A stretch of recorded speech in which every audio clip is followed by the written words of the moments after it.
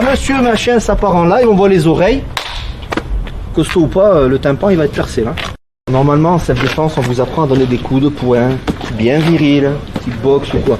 Ce qu'il faut comprendre, c'est qu'en self-défense, il n'y a pas de protection, on n'a pas de gants. Un exemple tout bête. Esquive.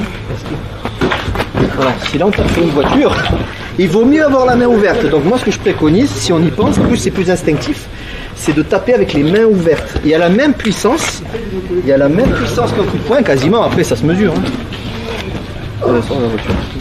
Il y a la même puissance. Faut imaginer là, hein. Poing serré. On sent que les poignets ils sont sollicités, on peut se tordre le poignet. Donc, efficace oui, viril oui, dans la rue risqué oui.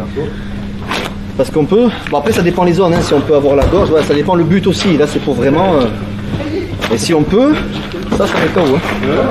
Et ça permet aussi, vu qu'on a déjà les doigts ouverts, d'attraper directement, ou de faire ça.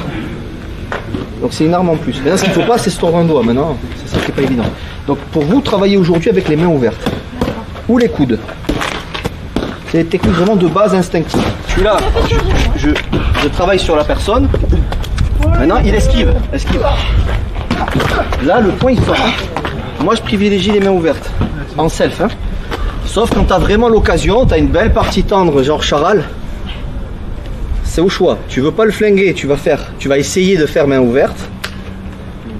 C'est une question de profondeur de frappe. Hein. Si on frappe trop profond, peu importe l'arme, on flingue la personne. Hein. Si on a l'occasion. Là, si je vais là, c'est bon. Hein. Ça le fracasse, tous les œsophages trachés, tac, c'est décalé, c'est fini. Hein. Maintenant, si on a la présence d'esprit de doser, on va dire fourche à la gorge. Faut doser. Au dojo, on dose, c'est pas facile. Sous stress, c'est quasi, hein, on est d'accord. Donc, des fois, on peut faire des petites métanas, tu vois, des petites claques. Des petites claques.